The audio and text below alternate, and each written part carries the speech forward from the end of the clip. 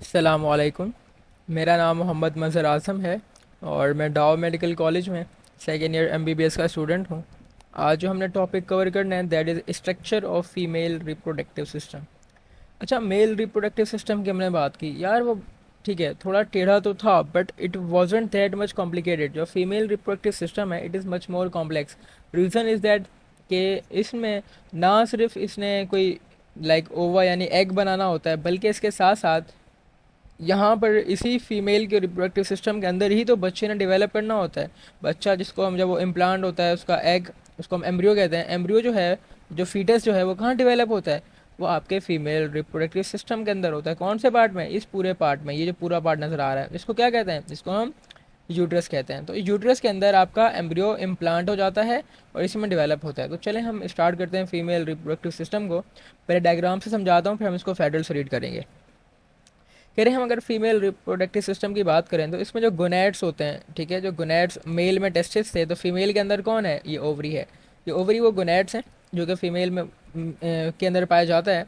और ओवरी जो है वो दरअसल आपके यूट्रस के साथ लगा हुआ है, ठीक है, with the help of this ligament. इसको, ये क्या है? लिगामेंट है, सस्पेंसरी लिगामेंट। तो इस लिगामेंट के ज़रिए, इस लिगामेंट के ज़रिए आपका जो ओवरी होता है it is attach with uterus, ठीक है। तो यहाँ हम कह सकते हैं फ्लैंक कर रहा है from uterus with help of suspensory ligament. और ये यहाँ पर पेरिटोनियम होती है। तो पेरिटोनियम यानी कि वो कैविटी को कहते हैं दरअसल। Peritoneum is the cavity of your stomach. तो पेरिटोनियम, उस कैविटी के अंदर, ठीक है, आपका ये क्या होता है? अटैच होता है। अटैच तो नहीं होता खैर पेरिटोनियम के अंदर, वहाँ पर सस्पेंड हो रहा होता है फ्रॉम यूट्रस। ये जो ओवरी है इसी के अंदर आपके कुछ सैक लाइक स्ट्रक्चर होते हैं। सैक लाइक, यहाँ पे इस तरह कुछ थैली नुमा, जिस तरह हमने लंग्स के चैप्टर में पढ़ा था ना, एल्वेलाई, इसी तरह ओवरी के अंदर भी कुछ सैक लाइक, कुछ गुच्छे की तरह के स्ट्रक्चर होते हैं, ठीक है, जो काफ़ी लाइक, उनको हम कहते हैं ओवेरियन फॉलिकल्स। क्या? ओवेरियन फॉलिकल्स जो होते हैं, जिनको हम फॉलिकल्स भी कहते हैं, वो आपके ओवरी के अंदर मौजूद होते हैं। और उसी ओवेरियन फॉलिकल के अंदर क्या होता है? ऊ साइट होता है। ऊ साइट यानी कि एग, तो जो जिसने आगे जाके एग, मैच्योर एग बनना होता है। तो इसके अंदर क्या होता है? आपका आपका ऊ साइड होता है आपके ओवेरियन फॉलिकल के अंदर। ओवेरियन फॉलिकल क्या है? सैक लाइक स्ट्रक्चर है जो ओवरी के अंदर पाए जाते हैं। तो ओवेरियन फॉलिकल ओवरी के अंदर है। वहाँ से जो ऊ साइड निकलता है वो इस ट्यूब के अंदर चला जाता है, जिसको आप फेलोपियन ट्यूब भी कहते हो और ओवी डक्ट भी कहते हो। ओवरी डक्ट को या फेलोपियन ट्यूब को, इसके अंदर चला जाता है। इसके डिफरेंट पार्ट्स हैं। ये वाला पार्ट होता है ना, ये जो आपके डिफरेंट ये स्ट्रक्चर्स हैं, लाइक फिंगर लाइक इंजेक्शन है, जो प्रोजेक्शन है, इनको हम फिम्ब्रियाई कहते हैं, ठीक है। और ये क्या करते हैं? तो फिम्ब्राई होता है ना आपकी ओवरी के ऊपर ना थोड़ा स्वीपिंग स्ट्रक्चर कर दिया, यानी कि होता है ना कि गुदगुदी टाइप करना। सो ये उस तरह आपके यहाँ पर अपनी इन फिंगर्स का बार बार लगाते रहते हैं। जब लगाते रहते हैं तो उनकी फिंगर लगाने की वजह से ही ओवरी से आपका ऊसाइड रिलीज होता है और इसके अंदर आ जाता है। फिर यहाँ से ट्रैवल करके जाता है पूरी फेलोपियन ट्यूब में। और ये फेलोपियन ट्यूब में जब वो यहाँ पे चला जाता है तो इसके इस पार्ट में, ठीक है, नॉर्मली यहाँ पर आपकी फर्टिलाइजेशन होती है। यानी कि होता क्या है? आपका वजाइना है, यहाँ से स्पर्म रिलीज़ होते हैं मेल के पेनिस के ज़रिए वजाइना में। वजाइना है जो आपका एक दरअसल ट्यूब है, एक कैनाल है, और जो क्या करती है वो बर्थ की डिलीवरी में, डिलीवरी के टाइम पे भी ये बहुत काम आती है। और इसी के ज़रिए स्पर्म आपका अंदर आता है फीमेल के अंदर। तो वजाइना एक वजाइनल कैनाल है। और वजाइना जो है वो आपके इस यूट्रस के अंदर ओपन होती है, but with the help of cervix. Cervix एक ओपनिंग है जो वजाइना और आपका यूट्रस को कंट्रोल कर रही है, ये सर्विक्स है।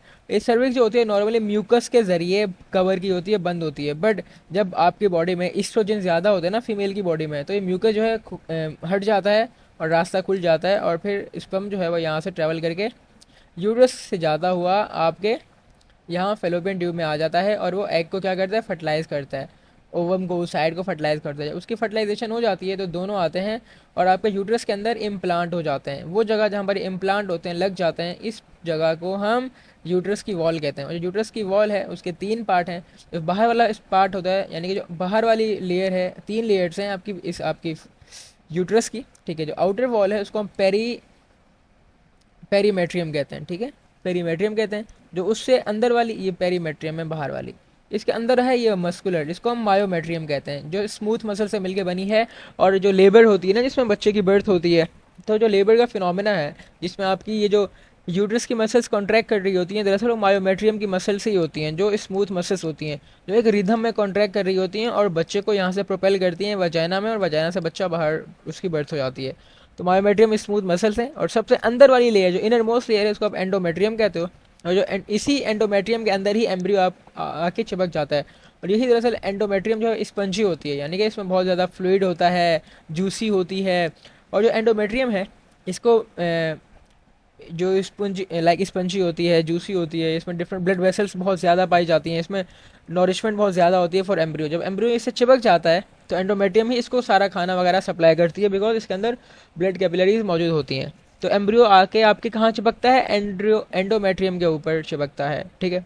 और अगर फर्टिलाइजेशन तो हो चुकी होती है तो यहाँ पर इसी की पूरी डेवलपमेंट होती है, पूरे 9 महीने वो इसी यूट्रस के अंदर रहता है। यूट्रस इसके 3 पार्ट्स हैं, ये फंडस है, ठीक है, ये बॉडी है और नीचे सर्विक्स है। तो फंडस है, बॉडी है और नीचे सर्विक्स है, आपने याद रखना है। और फंडस के नीचे ही दरअसल आपकी फेलोपियन ट्यूब ओपन हो रही होती हैं। तो ये स्ट्रक्चर था और अब इसको हम रीड करते हैं और इंशाल्लाह मैं उम्मीद करता हूँ कि अब आपको इसमें कोई इशू नहीं होगा वाइल रीडिंग। सो चलें इसको यहाँ से रीड करते हैं। लेकिन जो रिप्रोडक्टिव रोल है फीमेल का ये ज़्यादा कॉम्प्लेक्स है as compare to male. She not only has to produce gamete but her body must be prepare to nurture our developing embryo, यानी कि उसको खाना वगैरह करें, उसकी परवरिश करें, developing embryo for a period of 9 month. 9 month के पीरियड यानी कि तकरीबन 36 to 37 वीक्स का जो पीरियड होता है उसमें जो आपका फीटस है, जो एम्ब्रियो है, उसमें डेवलप करना होता है आपके फीमेल रिप्रोडक्टिव सिस्टम के अंदर। तो फीमेल रिप्रोडक्टिव सिस्टम है उसमें गोनेड्स होते हैं और ये पेयर ऑफ ओवरीज है, ओविडक्ट है जो कि ट्यूब है, यूट्रस है एंड वजाइना है। चलिए हम इसको डिस्कस करते हैं। पूरा स्ट्रक्चर है, ये फिम्ब्रिया है, ये ओवरी है, ये सस्पेंसरी लिगामेंट है, ये फेलोपियन ट्यूब है, ये बॉडी ऑफ यूट्रस है, ये फंडस ऑफ यूट्रस है, ठीक है। और ये मस्कुलर लेयर है, मायोमेट्रियम, देन एंडोमेट्रियम और पेरीमेट्रियम बाहर वाली। ये सर्विक्स है जो ओपनिंग है वजाइना की, ठीक है। वजाइना के ज़रिए वजाइना जो है वो ओपन होता है आपके यूट्रस में with the help of this cervix, ठीक है। चलिए इसको स्टार्ट करते हैं। ओवरीज की बात करें तो ovaries are the female gonads which produce ova and release hormones. ना सिर्फ एग को प्रोड्यूस करती हैं आपकी कौन, ओवरीज, बल्कि यहाँ से वो हार्मोन रिलीज होते हैं, एस्ट्रोजन वगैरह, प्रोजेस्टेरोन वगैरह। वो पेड ओवरीज हैं, ये आपके यूट्रस से लगी होती हैं और on each side of ovary और पेरिटोनियल कैविटी के अंदर by ligament. Ovaries are solid and oval structure और जो 5 से लेके 3 सेंटीमीटर लंबी होती हैं। और जो ओवरी है इसके अंदर कुछ सैक लाइक स्ट्रक्चर होते हैं जिनको हम ओवेरियन फॉलिकल्स कहते हैं, मैं सब डिस्कस कर चुका हूँ पहले। और each of which consist of immature egg, यानी कि हर ओवेरियन फॉलिकल के अंदर एक इमेच्योर एग होता है जिसको आप ऊसाइड कहते हो। अडल्ट वीमेन के अंदर one of the ripening of follicles eject it's oocyte into ovary each month, ठीक है। जो ओवरी के अंदर ओवेरियन फॉलिकल्स हैं ये पूरे हर जो जब वुमेन है मैच्योर हो जाती है, प्यूबर्टी का वक्त आ जाता है, तो हर एक ओवेरियन फॉलिकल पूरे महीने में कहते हैं ना पक जाता है, फ्रूट पक जाता है, तो उसकी रिपनिंग कहते हैं, रिपनिंग ऑफ फ्रूट। जब ये आपका जो ओवेरियन फॉलिकल है हर एक महीने बाद क्या करता है, ये जो oocyte है इनको रिलीज़ करता है, किसमें, ओवरी में। This event is called ovulation, कि जो oocyte का ओवरी से रिलीज़ होना, ठीक है, इंजेक्ट इस oocyte फ्रॉम द ओवरी, यानी कि ओवेरियन फॉलिकल्स जो कि ओवरी के अंदर मौजूद हैं उनसे रिलीज़ होना आपका किसका, दैट इज़ ऑफ oocyte, इसको आप ओव्यूलेशन कहते हो। और जो ओव्यूलेशन है याद रखना किस हार्मोन की वजह से होता है, ल्यूटेनाइजिंग हार्मोन। एकदम से ल्यूटेनाइजिंग हार्मोन तकरीबन 14th डे होता है आपकी मेंस्ट्रुअल साइकिल का, और इसमें क्या होता है, ल्यूटेनाइजिंग हार्मोन इस दिन बहुत ज़्यादा हाईली एक्टिव हो जाती है, इसका सर्ज होता है, एकदम से रिलीज़ की जाती है। अभी एकदम से रिलीज़ होती है ना कौन, आपकी ल्यूटेनाइजिंग हार्मोन, तो इसके एकदम से रिलीज़ होने की वजह से क्या होता है, आपकी रिपनिंग हो जाती है फॉलिकल्स और ओव्यूलेशन का प्रोसेस हो जाता है, ठीक है।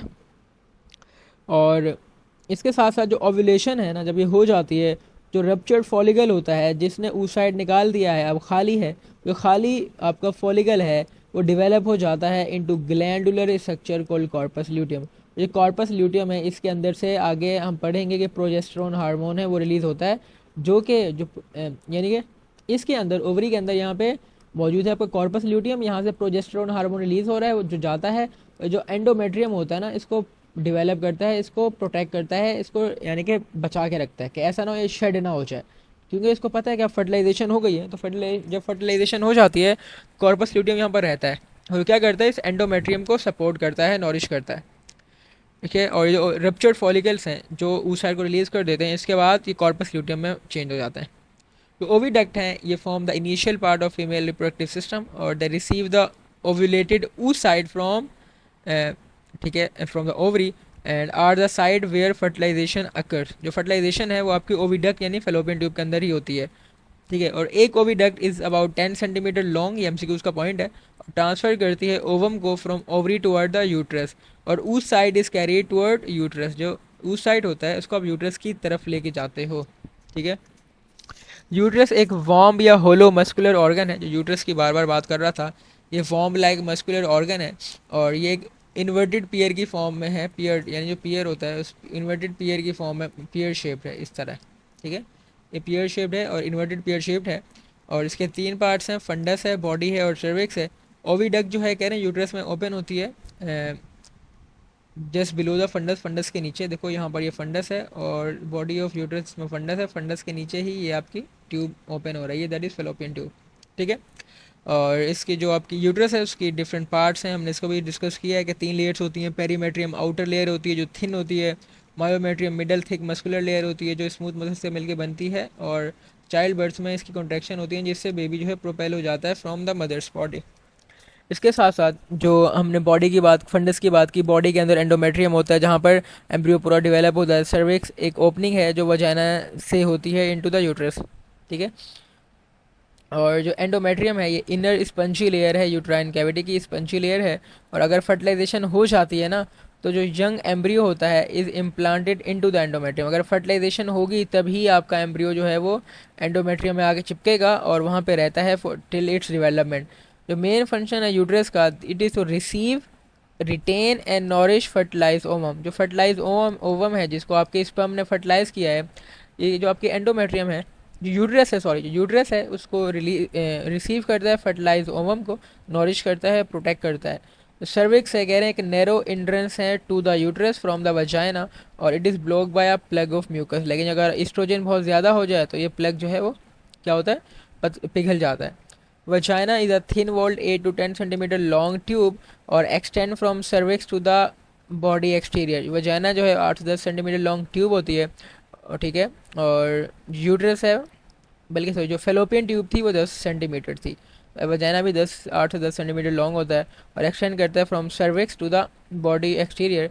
वजाइना को हम बर्थ कनाल भी कहते हैं, is provide the passage way for delivery of an infant and for menstrual flow. कह रहे हैं जो वजाइना है हम इसको बर्थ कनाल भी कहते हो, क्योंकि ना सिर्फ ये इन्फेंट की डिलीवरी के लिए ही यूज़ होता है बर्थ कनाल, बल्कि साथ साथ मेंस्ट्रुअल फ्लो, यानी ये कि अगर होता क्या है, देखो नॉर्मली एक फ़ीमेल के अंदर मेंस्ट्रुअल साइकिल चल रही होती है जो पूरी मंथली साइकिल होती है, और इस मेंस्ट्रुअल साइकिल के नतीजे में अगर उसकी उसमें अगर लाइक उस वो गर्ल मैरिड नहीं होती और स्पर्म उसके अंदर नहीं जाते कि वो लाइक प्रॉपर फर्टिलाइज करें ओवम को और वो एम्ब्रियो बनाए और एंडोमेट्रियम में अटैच हो जाए, अगर ये सारे काम नहीं होंगे कि एंडोमेट्रियम में अटैच नहीं होगा, फर्टिलाइज ओवम और एग मौजूद नहीं होगा, फर्टिलाइजेशन नहीं होगी, और फर्टिलाइजेशन नहीं होगी तो साफ सी बात है जो कॉर्पस ल्यूटियम बन रहा था ओवरी में वो भी नहीं बनेगा। कॉर्पस ल्यूटियम होता है वो बनता है तो वो प्रोजेस्टेरोन रिलीज़ करता है, जब प्रोजेस्टेरोन रिलीज़ होता है ना वहाँ से आपके किससे, कॉर्पस ल्यूटियम से, जो कि ओवरी के अंदर मौजूद होता है, और किस वजह से बनता है कॉर्पस ल्यूटियम, और रप्चर्ड फॉलिकल से बनता है। तो वो क्या करता है एंडोमेट्रियम जो है ना, एंडोमेट्रियम की लाइनिंग उसको बचा के रखते हैं। ठीक है। लेकिन अगर ये सारा काम ना हो, कोई फर्टिलाइजेशन ना हो, तो जो प्रोजेस्टेरोन है वो वहाँ से रिलीज़ नहीं होगा, और जब रिलीज़ नहीं होगा तो क्या होगा, एंडोमेट्रियम जो है वो शेड हो जाएगी। जब वो शेड हो जाएगी तो ब्लड वहाँ से, वो ब्लड की फॉर्म में और डिफरेंट टिश्यूज़ की फॉर्म में वहाँ से वो रिलीज़ होगा। ठीक है, इसको आप मेंस्ट्रुअल फ्लो कहते हो। और यूरेथ्रा जो है कह रहे हैं is embedded in its anterior wall.